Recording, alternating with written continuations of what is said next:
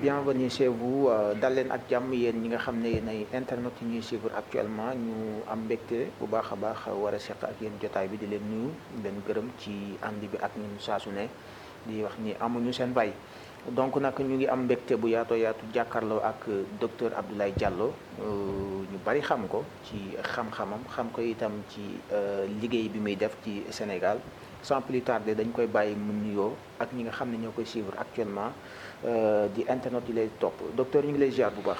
delloo ziar mon frère di leen nuyu di leen ne bismillah ci seen biir kër di leen naan dal leen ak jàmm di nuyu patron de presse yëpp di nuyu suñu téléspectateurs yi ñuy seetaan di ñu safoo aussi. voilà muy docteur Abdoulaye Diallo comme niñ koy baaxoo defee ak moom donc nag mu nekk koo xam ne dafay nekk Dakar dafay nekk aussi Touba donc ku ko bëgg a jot aussi numéro téléphone yi mu ngi noonu même adresse yi soo fu ko waay bëgg a fekk rek mën nga ko fa fekk mu jëflante ak yow donc docteur li la ñëpp gën a xamee rek ci la ñuy ñëw muy wàllu feebar yi muy yi nga xam ne lu jëm ci wàllu ndoxum siti hémorroïde ak yi ci aju mais dañuy njëkkee ci ndoxum siti nga xam ne feebar bu am solo la boo xam ne mu ngi def lu bare ci askan bi di yàq lu bare loo xam ne dañuy dem ba di ko jiñ rab alors que ndoxum siti moo koy def mën nga ñëwaat ci dëgg-dëgg cause yi waral ndoxu siti di dugg ci nit ki ba di ko yàqal lu bari. effectivement tu as vraiment raison parce que man ci sama bopp damay faral di naan ndoxum siti mooy bàyyu feebar yi colopathie di ndeyu feebar yi xaw ma foo déggee loolu mais tu as posé une excellente question. Merci. ndoxum siti moom maladie la boo xamante ne tubaab xamu ko benn rhumatologue nag fàttana tuuram mos na ñëw ci man mu déggoon ni may waxtaanee mu intéressé ko lool mu ne moom tuur bi la ko trouvé ma ne ko mais tant que c'est pas dans le vocabulaire dans le lexique ça peut pas se valider tubaab xamul luy siti moo tax tubaab mënul faj maniw boo amee nécrospermie boo amee oligospermie boo amee asthénospermie boo amee tératospermie boo amee azoospermie loo mënta am hyperspermie loo ci mënta am yoruñu médicament franchement bu koy faj. ok ci diir bu gàtt même buñ lay faj xam naa dina mot 4 ans 5 ans. ay remontant et il te faut aussi changer d'habitude alimentaire li ko waral mooy siti mooy yàq maniw deret bi ni muy tàngee day rey spermatozoïdes yi ferñeent yi deret bi ni muy tàngee day mel ni beurre boo def ci poêle bu ko góor amee day yàq maniwam bu ko góor amee da koy jox éjaculation précoce donc même éjaculation précoce bu ko kenn fekk fajo siti moo tax tubaab bi sax ay effet retardateur la ñu am ay spray genre spray wala comprimé yoo xamante ne effet retardateur genre anesthésie la pour nga mën a yàgg ci sëy de même que aussi impuissance sexuelle mënuñ ko ay aphrodisiaque la ñu yor yoo xamante ne da nga koy jël nga nekk góor 24 heures wala 12 heures de temps te boo ko jëlee dafa rapport mun na la jox des troubles rénaux seetlu la saa yoo jëlee aphrodisiaque boo defu rapport la laa nawee ne gis sa côté yëpp di metti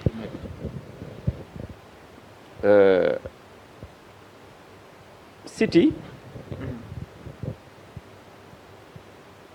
day tax sax góor di chauve siti day tax bët di xonk nga am problème vision siti day tax nga am pied d'athlète mooy diggante baaraam yi lu weex loolu waaw siti day tax nga am ay tànk yu xar ba pare mu causé nag ay xasan ak ay problème dermatologie mënuñ ko faj j'ai défié kii ko amul kenn ku jël seen traitement nga ne alhamdulilah ci a réussi à 100% mun na wàññeeku nag parce que feebar balaa nga koy faj da ngay faj ndey mbinde gi d'abord il faut toujours soigner le mal à la racine wala ma ne à la source à la source oui. même problème derme bi boo fajul siti bi munoo faj derme bi.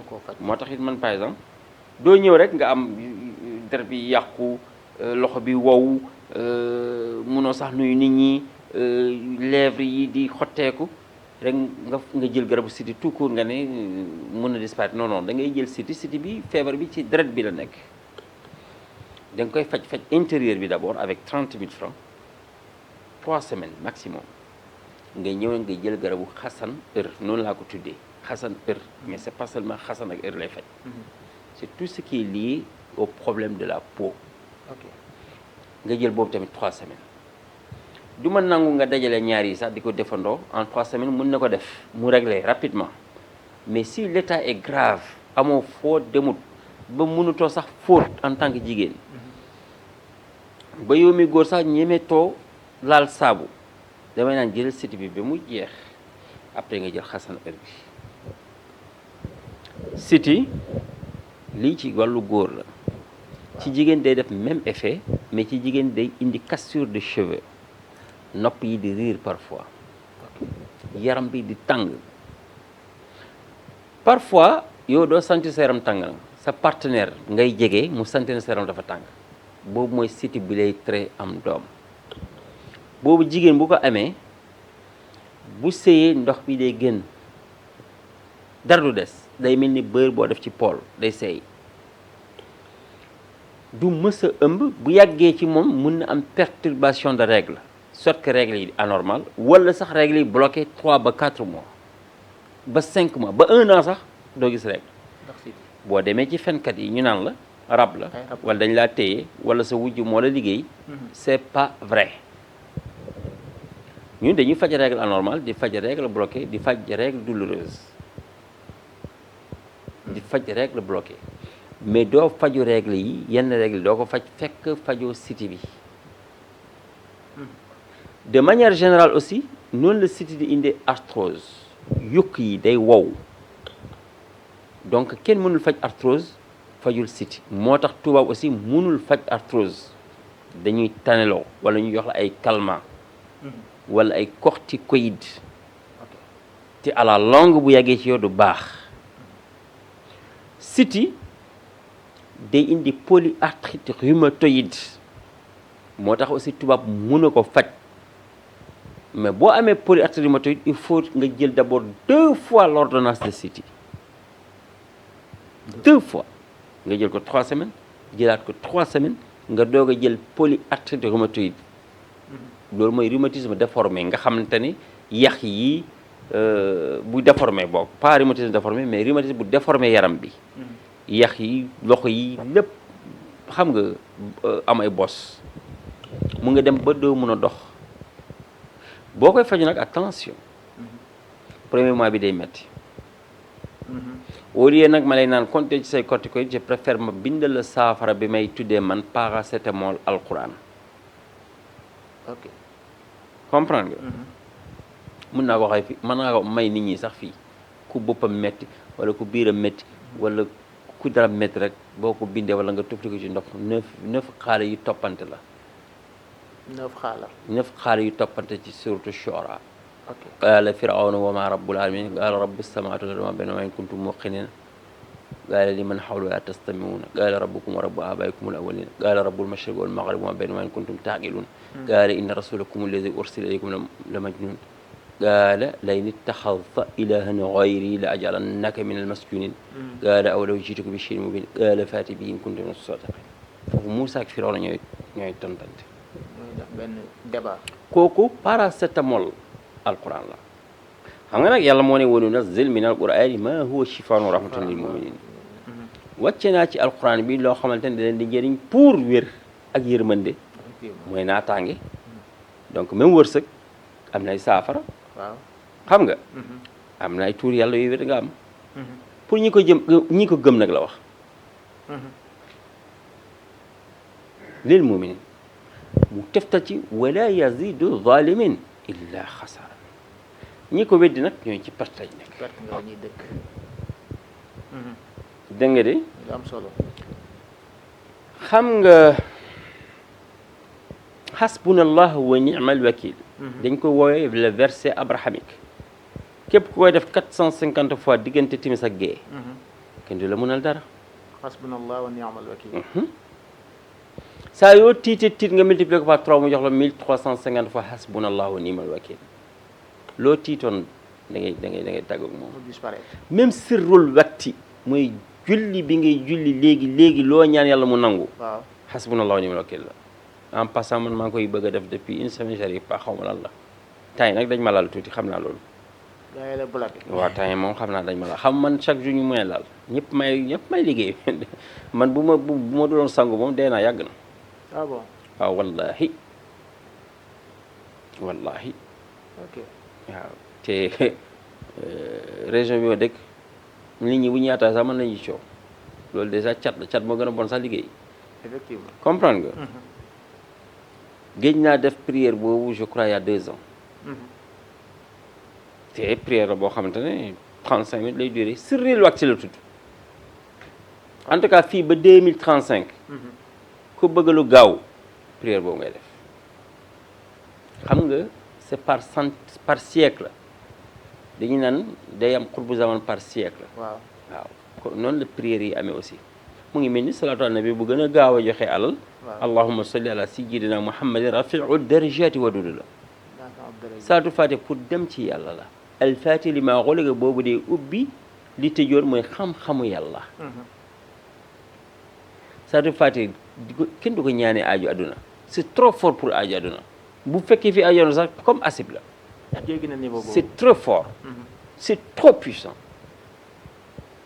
ngeen jël nag allahumma solli ala c'est pas allahumma salli solli la ñuy wax. solli allahumma solli ala sayyidina muhammadin rafiu darajati wadud. ça compte 1782 c'est l'équivalent de 27 fois 66. c'est l'équivalent aussi bàyyil ma bàyyi ko noonu sax comprendre nga. bon léegi ma ñëwaat encore ci cité bi. même fausse couche yi ngay gis. waaw jigéen yi di fausse couche ñu ëmb muy yàqu ñu naan seen goro yi la seen wujj yi la billahi dañuy fen. wala rab yi la. rab mun na yàq ëmb.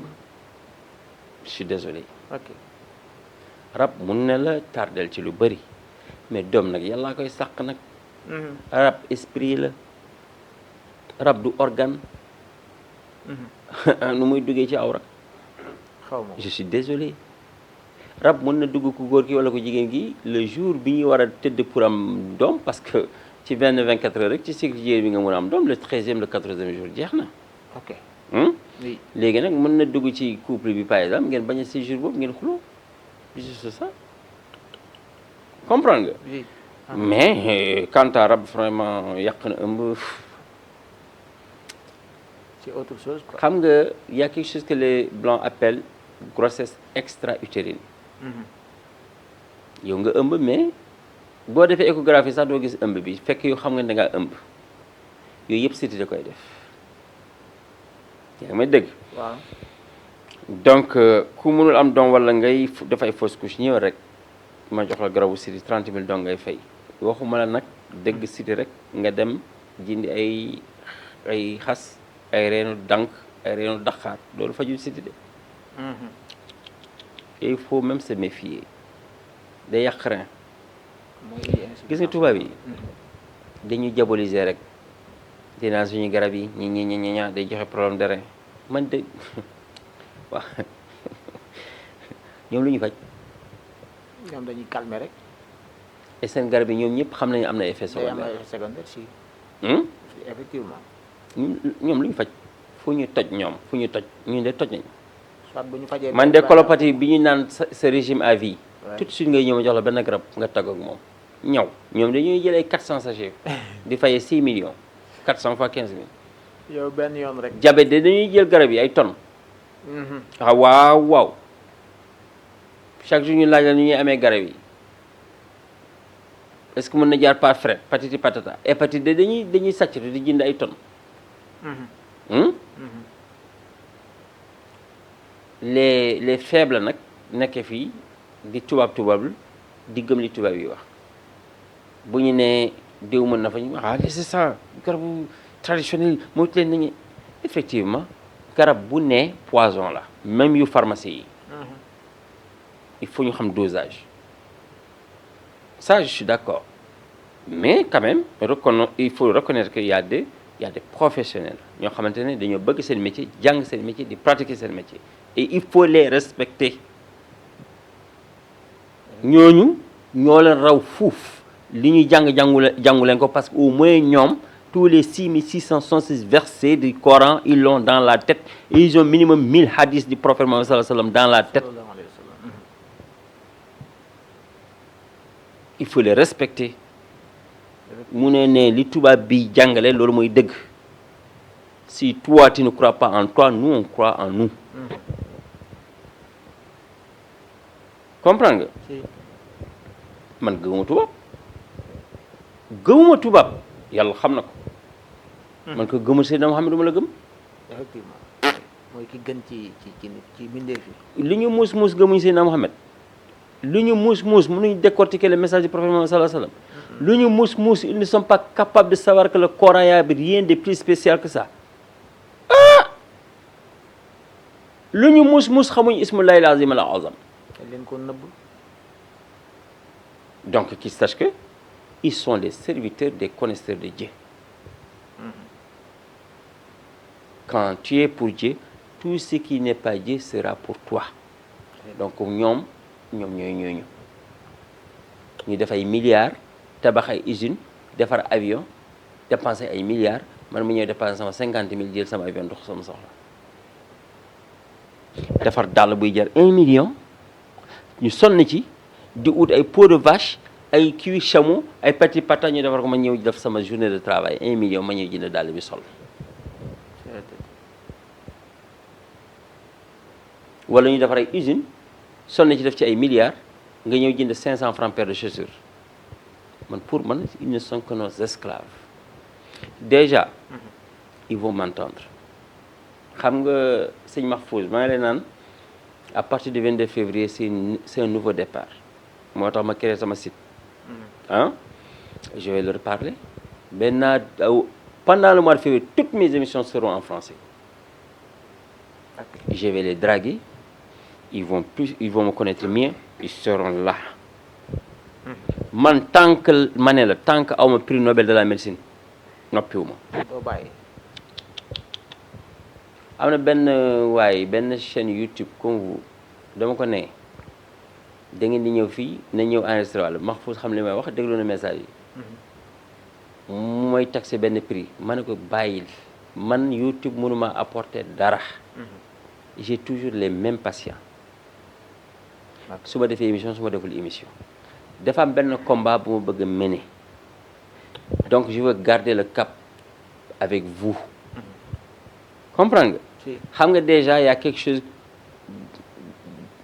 boo leen fi jëlee tey dama leen ne dama am invité samedi waaw ñëw leen teerul ma sama gan effectivement donc c'est au-delà maintenant de la des médias effectivement c'est la fraternité c'est la famille c'est ça que j'ai besoin comprendre nga si en la personne de Kouthia et son équipe dañuy ñëw fi samedi le 14 ma ne ñëw leen ngeen teerul ma Kouthia parce que on est une famille Mahfouz bi toog est-ce que xam nga ci lii laa ko xamee est-ce que xam nga aujourd'hui c'est ma personne de confiance ok billahi wallahi taala barke kër gi je vois Mahfouz comme quelqu'un boo xamante ne maa ak moom ñoo bokk ndey ak baay je suis prêt à lui donner tous mes codes ndeysaan billahi parce que xam naa suma day du ma wor effectivement nit gënul kii ak congaan dañuy introduire ñu bëri fekk ñoo leen raw te ñu ne tekk nag ñu ne tekk y a un autre qui s'appelle Khadim Gueye moo tax ma xam leen kooku ci bakkanam la ma teg daf ma bëgg te yàlla tax rek Khadim ndeysaan bi muy ñëw fii dem il a fallu que ma woo sëñ Mahfouz mi toog ma ne ko est-ce que accepté nga ma recevoir kooku est-ce que xam ngeen Mahfouz ñëpp dañuy foon dama koy may xaalis ok musuma ko may dërëm te yor naa ko mën naa ko may ay oto waxuma benn oto de ay oto musuma ko def musuma ñaan mu jàpp ma te yàlla tax fu ma ko ne fekk si mu fekk si ma ak ni ma naqare nekkal yépp Mahfouz m'a toujours compris. C'est l'essentiel. Il m'a toujours compris. musuma wax lu may naqari. te man chaque jour que Dieu fait mokk lu ko naqari. dama naqare nekkal mais il me comprend toujours. su ma ko deful su ma waxul lii adduna yëpp dégg ko du ma gor. daf ma supporter jàppee ma jikkam jàppee wu ma sama jikko. Macha Allah. Et c'est le moment de le remercier parce que ça fait plus d'un an qu'on travaille ensemble. Macha Allah. Man c'est ça que j'ai besoin aujourd'hui. sa mbokk lu mu lay def bandi du la ko def. donc uutal ku sori ku am yitte ku am diine. ku ragal yàlla. nga def ko xarit. man def naa sànq benn statut ma ne toi qui dis que je réponds pas à tes besoins entre dans ta chambre enferme-toi xool sa bopp ci benn seetu est-ce que à ton âme et conscience ñaan nga yàlla ma continuer ci am bi ma am c'est pas vrai mon frère. yéene woo ma ko donc voilà pourquoi doo ma soxla ma répondre à tes besoins. est-ce que dégg nga fi may waxee. bu baax a baax. mais kii mun na toog 3 jours di ma ñaanal yàlla naa yokk. waaw parce que bu yokkoo nga yokk. waaw mais ki nga bokkal nekk wala bàyyi wala yenn yi doo ko ñaanal mukk. du nangu rek ngay tabax ay étage di yor ay jet privé di yor ay oto yu toy non mais day yàkkamti sa grenier lakk sama mag bi nekk Amérique. bàyyi la ñu bokk mu sama ne Ablaye. boo bëggee baax bul seetlu bul il faut mettre des œillères quoi bul xool boo xoolee nit ñi rek doo def lu baax. déedéet. te gis nga Fuuta mu ne ma Fuuta gis nga ki ñi ngay dundal ñoom ñooy yàkkamti sa grenier bi lakk. wallaahi naam. wax bu rëy la wax. wallaahi ñoo bokk bàyyi c'est mon idole sama mag boobu c'est mon idole ku jullite du jëw du fen. Samba Doro la tudd. ku am dignité. Je le salue au passage. Bref, Siti bi toujours.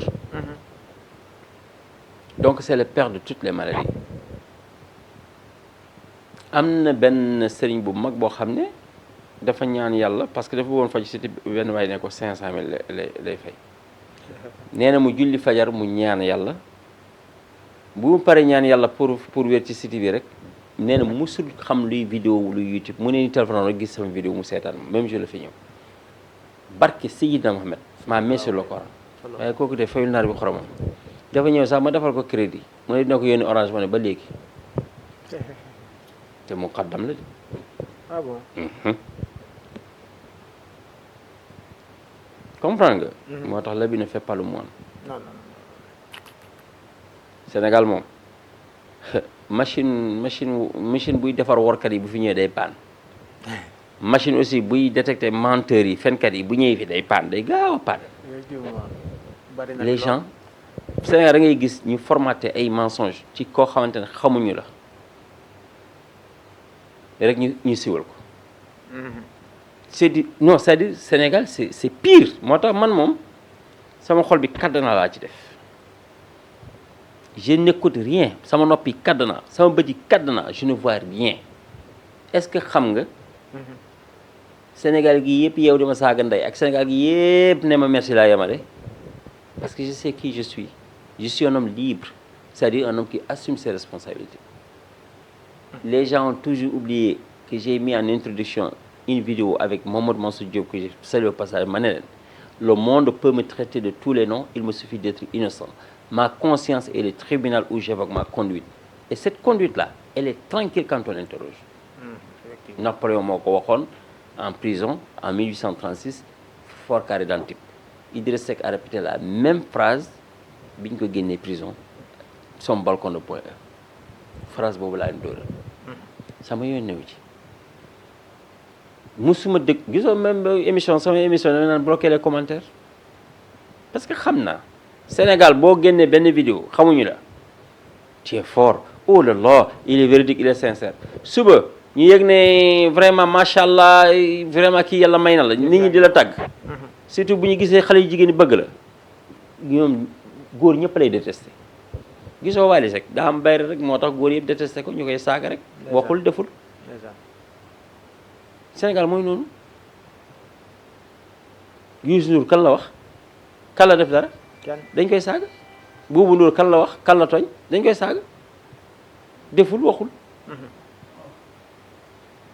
Mamour Ibra Kane kan la saaga kan la wax léeg-léeg nga dégg ay wax yu ñaaw man dégg naa ay nit di wax lu ñaaw ci sëñ Bass Abdou Khadre mais c'est grave le Sénégal c'est terrible bàyyiwuñ kenn moo tax doxal sa dox rek soit sincère soit entier ay ca li ma xamoon ci Sidi nag je crois que lii la donc wax nga ci lu bëree bëri ni muy manifesté woo ci nit ki donc nag lan la ñu mën a def pour mën a éviter Sidi donte ni éviter ko du yomb mais lan la ñu mën a def ba du garaaw ci yaram nit ki déjà en Europe les blancs selon certains sondages mangent 2 grammes de sel par jour 2 grammes de sel ñun 6 grammes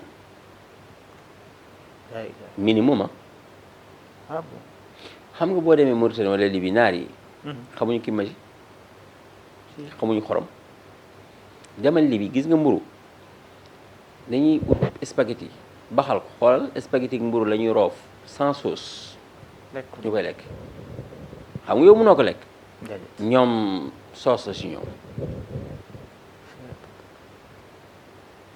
on mange très mal on mange très mal on bouffe mal au Sénégal xoolal roof ma fos gis nga bu ñu la roofalee jën wala bu ñu la roofalee poulet gis nga ni nga koy bëggee roof bi est-ce que ñor na non xool ni ñu ko débbee nii rek y a tout dedans nga lekk ko c'est du poison persil alors que persil roof li cosaan yi persil nga def ci ndox bu tàng infusion rek nga def ko le matin de bonne heure day raxas ay rein est-ce que xam nga le meilleur régime li nit ñi naan perte poids bu leen dem ci benn nit ne ko wàññil ma sama poids garab boobu ku ko jël boobu matul dee wala sa rein yàqu régime bu gën a gaaw c'est pas bu lekk bul naan lekk du pataloo kenn ndox mooy pataloo nit ak sangara ak boisson sucrée comprendre nga yeewul suba teel à jeun fekk defoo dara sa gémmiñ nga dox lu mat 1 kilomètre di waaxu nga ñëwaat même place boo ñëwee tàngalal ndox nga def ci persil nga def ci citron nga bàyyi mu sedd nga naan def ko 2 semaines nga xool sa poids day réguler sa poids du la yàqal dara ma wax la beneen affaire hépatite B xam nga ba léegi tubaab yi xamuñu li ko indi man je dis sax xam nañ ko mais duñ ko wax est-ce que xam nga aspirine c'est pas bon pour le foie aspirine surtout bi paracétamol ni ñu koy naanee ni Sénégal aspirine wala bépp garab boo koy naan c'est au cours des repas qu'on les boit xamoon ngeen loolu sa bopp métti ñu jox la ñaari aspirine lekk ko depuis le matin nga naan ko wallahi c'est une bombe contre le foie ñu bëri lii moo leen yóbbee ci hépatite dañuy toog nag man lu ma may hépatite même man mii di wax ak yéen samay garab yu ma leen di jox mes chers patients lekk leen ko naan leen ko au cours des repas xam nga lu muy tekki commencé nga lekk nga wan nga naan garab nga continuer di lekk bul xaar avant le repas wala après le repas au cours des repas la ñuy jëlee garab sinon wallahi c'est une bombe contre le foie. Vous allez avoir des maladies hépatiques, QIE, ou hépatite. C'est différent. C'est la somme de tout. Li bokk na ci lu gën a mën a indi hépatite naa ci def ci émission spéciale wala émission boo xam ne 10 minutes dinaa wax ci lii c'est très dangereux kenn du naan garab fekk da nga xiif xam nga je vais contredire un peu nag les médecins bi ñu ma déggee dañuy naan damay xaru xamee nga ma Tramadol non Tramadol xamee nga ma ko non mooy comprimé boobu may naan rek pour mën a naan c'est pour que je ne m'énerve pas parce que am na Tramadol dedans je bois un paquet de Tramadol par jour man depuis 3 ans xaw ma 4 ans alors suñu la ko jox defuma dara parce que dama xam ne ma koy naane aucun effet secondaire te du mus a def effet secondaire ci man wala déggoo ma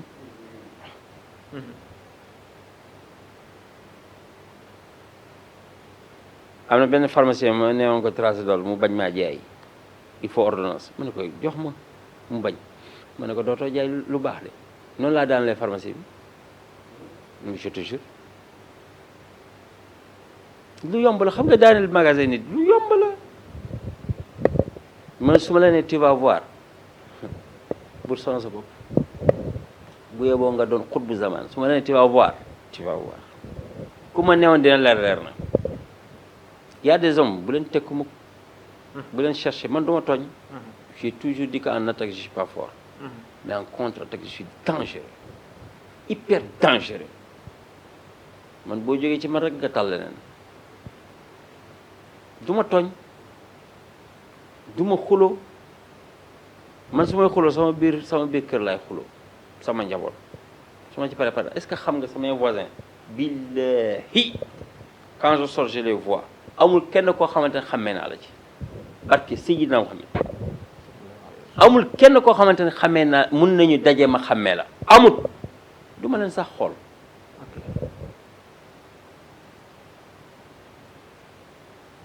xaw ma ñàkk yiite la xaw ma je sais pas parce que mën na ñëw ci man 20 fois du ma la xam parce que je regarde pas les gens je regarde le Dieu qui est sur les gens su ma amee lu ma lay wax c'est direct tout de suite su ma ci pare naa ci yooyu yaay nekk foofu di dee di xataraay sama yoon ñëw ci on passe. voilà kon docteur bu ñu la dégloo bu baax a baax pour éviter site yi il faut que ñu éviter yenn yi. waaw kay pour éviter site yi xorom bi. xorom bu bari. pour éviter site yi gerte gi gerte. moo tax mu bari Sénégal. waaw gerte surtout xam nga bu ñu nee gerte même maafe gerte la maafe gerte sax moo gën a bari ko gerte parce que liñ ciy def ci gerte c'est hyper trop comprendre nga. gerte gi day joxe siti xorom guddi bi est-ce que xam nga diabète sax boo ko amee. waaw am siti doo wér. su ma la joxee traitement diabète. ma ne tant de mois ngay faju wéroo. da nga am siti. lu waral loolu. waaw parce que siti problème sanguin la ci deret lay nekk dafa tàng garab boo naan da koy rey. ok. day mel ni anticorps xaw ma je sais pas day rey lépp lay rey même boo amee hépatite ma lay faj hépatite ci biir nga am siti doo wér ci 8 mois yi xanaa nga suuraale hépatite siti bi hernie discale boo ko amee am siti wala am colopathie doo wér ok il faut nga faj loolu ba pare wala en cours de traitement nga jëlaale ko donc siti c'est très dangereux. très dangereux boo amee siti en tant que jigéen da lay jox perte blanche yu xeeñ jigéen ñi di xeeñ te nga xam ne ñoo gën a set ñëpp siti déjà te jigéen warul lekk gerte caaf da koy xeeñal ñu bëri xamuñu ko ok wala di lekk gerte jigéen moomul loolu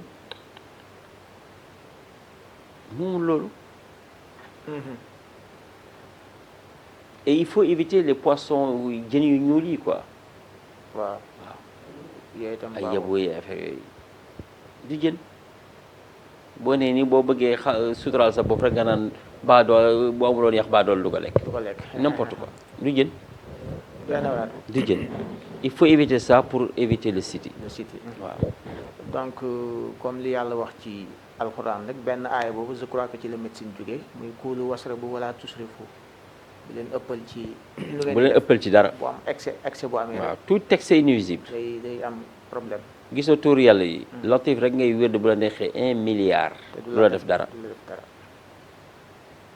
ndox aussi noo gën a naane rek mu baax mais nag day grossir loo xam nga dafa am benn système ci ndox boo ko defee doo feebar waaye duma ko wax de man damaa bëgg nit ñi feebar ñëw di faju bu ñu feebar du baax ci man di ci laay dundee di man nga yàlla nit ñi yàgg feebar rek ma leen di faj benn docteur ndeysaan bu nekk Saint-Louis mos na vocal baa ngi fii mos naa génnee ça en direct fi muy naan yàlla na nga gudd fan ma gudd fan mais ma njëkk la dee parce que tant que maa ngi dund am naa ko ma faj un docteur qui me le dit waaw man moom si dina pas complexé boo ñëwee ma faj la problème boo am même tension je régularise tension. mënu ma ko faj définitivement parce que tant que yaa ngi lekk xorom.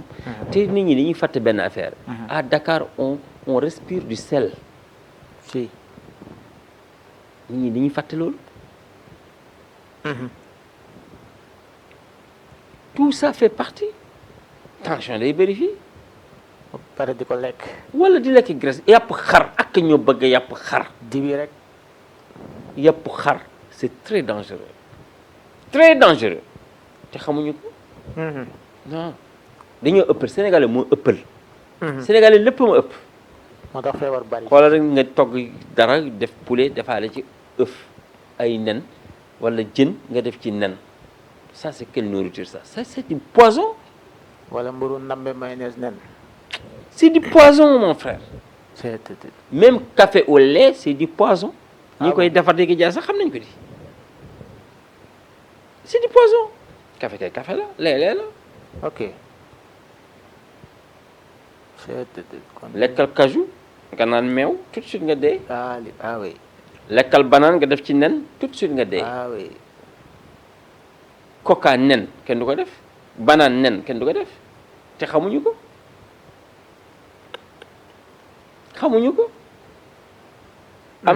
amoon naa benn jabar mu toggal ma mbaxal ma ne ko toggal ma mbaxal bu tooy waay mu toggal ma mbaxal xam lan la def pour safal ko au lieu de kii magie dafa jënd benn bouteille aromagie xaw ma aromagie boobu tuddoon Ducros lépp la sot ci biir la ilaha illallah. man xaw ma may lekk rek di feebar ma ne yow xanaa poste nga def ci kii bi mais après la comprendre ma ne ko tu vas me tuer temps boobu sax toog naa 2 jours du ma sentir sama bopp.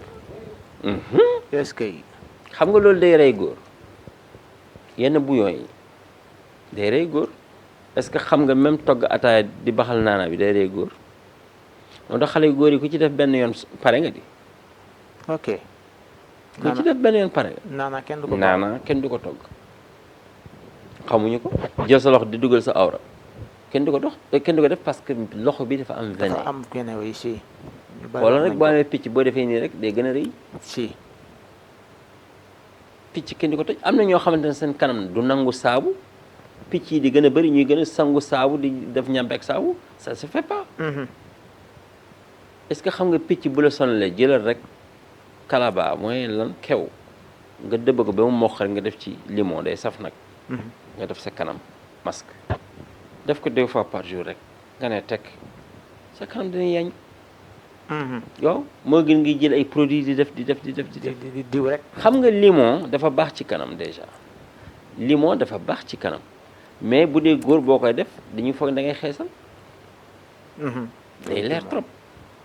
macha allah parce que partie bi da nga koy def donc tout le monde voit que le visage est clair. day xonk dañuy naan da ngay xeesal. donc on mange très mal au Sénégal est-ce que xam nga Sénégal on mange pas les légumes man su ma ñëwee au champ mais da ngay xam ne ku nekk Afrique centrale ku nekkoon Afrique centrale moo fi ñëw épinard rayon bi yëpp laay jël demal ci waañ bi y a plus de 20 boîtes d'épinards su ma paree dem jëlaat épinard nit day lekk légume.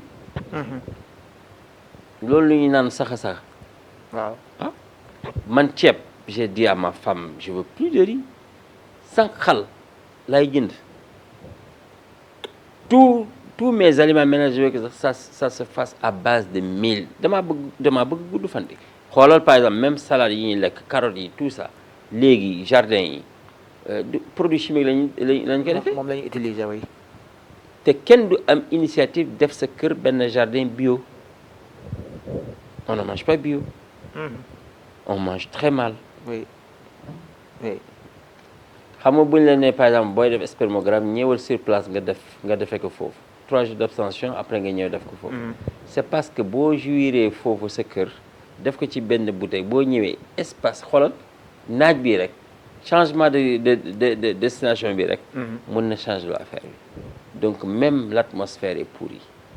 oui effectivement il faut prendre ça en compte. effectivement.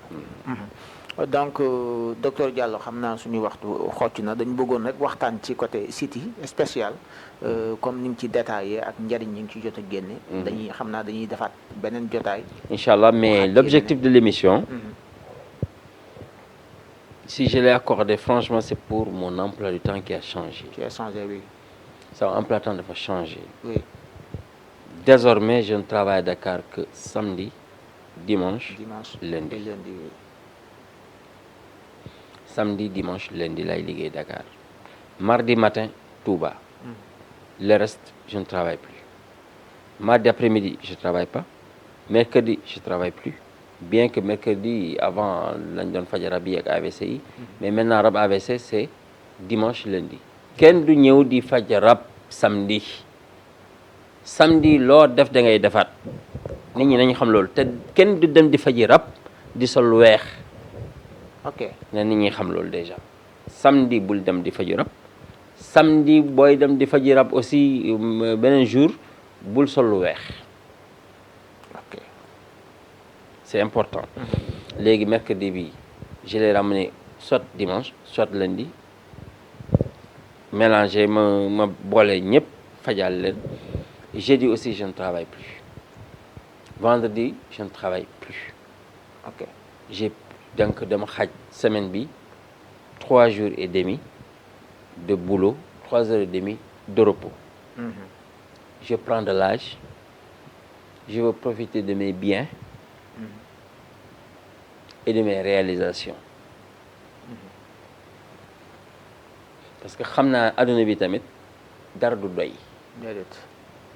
boo toppee fii sa nafs ñiy hérité rek ngay bàyyi li yow ñu dem suul la léegi. Man nag je ne suis pas foo xamante ne da ngay àgg ci kër gi ñu ne ana paa bi ñu ne dee na déedéet du ma ko nangul kenn. ma teel a dee bàyyi doomaraam yi di rek sama alal. ok. gëwuma nag dañuy naan ku ñaanee sa ndono sa dee ñaaw gëwuma loolu. waaw ku bëgg a doon na liggéey man kenn du ma doon. effectivement lépp lay lekk tout. Donc mardi matin Touba, samedi dimanche lundi à Dakar. À partir de ce 17 janvier. 17 janvier. Donc mardi 18 janvier, le matin c'est Touba. Mercredi 19 janvier, il n'y a pas de boulot. Jeudi 20 janvier, il n'y a pas de boulot. Vendredi 21 janvier, il n'y a pas de boulot. Samedi 22, je suis là à Dakar. Je travaille à Dakar. Dimanche 23, je reçois à Dakar. Lundi 24, je reçois à Dakar. Ok. Donc désormais, à partir dans 5 jours, parce qu'aujourd'hui nous sommes le 11 janvier, Oui. à partir de 17. 17, xamal leen ne mardi, mercredi, jeudi, vendredi, kenn du ma gis Dakar. yaa ngi Touba. Mardi bi rek laay nekk yaa ngi Touba. Touba mardi quoi. waaw le reste ma dem alhamdulilah samay waajur ñu ngi dund. Comme ça ma profité parce que gis nga waajur dafa mel ni mbonaar. Tortue c'est mbonaar ah. Mbonaat. Mbonaat. ok mbonaat. xaw ma sax nu mu tudd ci tukulóor. amre je crois c'est amre. Mbonaat day xool doom rek doom ji suur du ko nampal xamoon nga loolu. waaw mooy dégg lu bari ñu koy wax. noonu la waajur mel ak doom.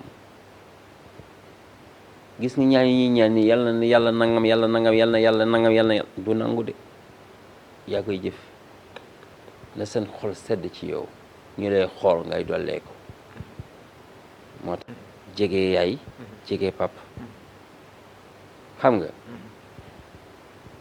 pour yokk ñaan yi yokk mbégte mi macha allah parce que nit warul ñaan dara lu dul yàlla na samay waajur kontaan ci man.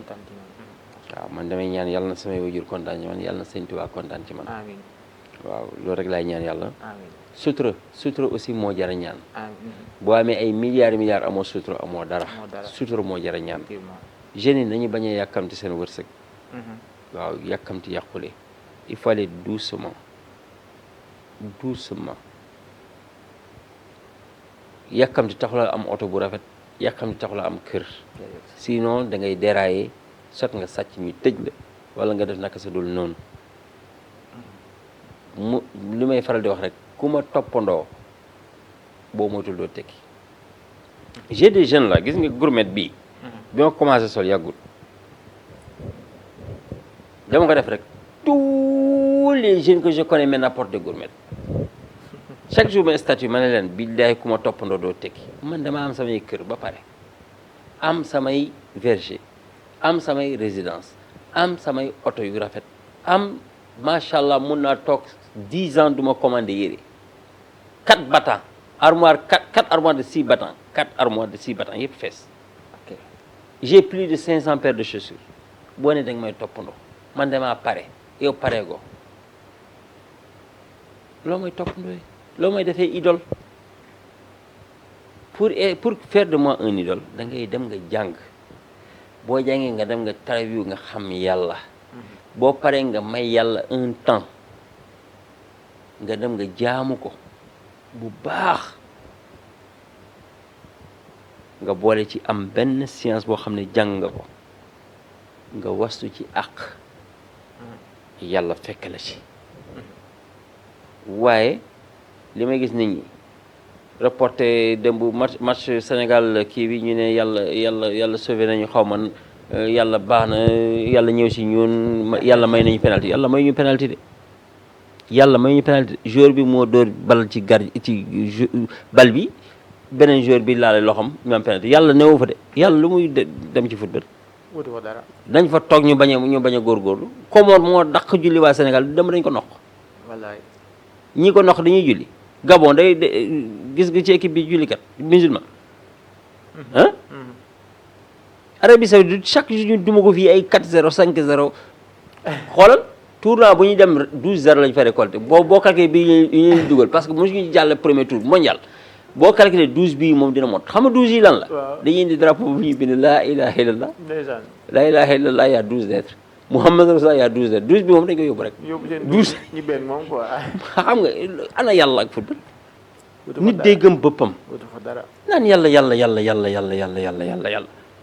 ah yàlla n'a rien à voir avec ça il faut qu'on laisse Dieu tranquille li bu Gabon bi waxoon oh pauvre Dieu fekk muy taw ma dugg ci taxi bi xam nga Gabon taxi bokkal la waa ji ne oh c'est là aussi ça merde les gens pluie eh mon frère Dieu sait ce qu'il fait mu ne ah tu es encore musulman ma ne ko waaw ah vous les musulmans là vous êtes bizarres hein la tête fait mal Dieu le ventre fait mal Dieu même la pluie là encore c'est Dieu oh pauvre Dieu wa akhiru daawaana an alhamdulillahi rabbil alamin merci beaucoup docteur Diallo merci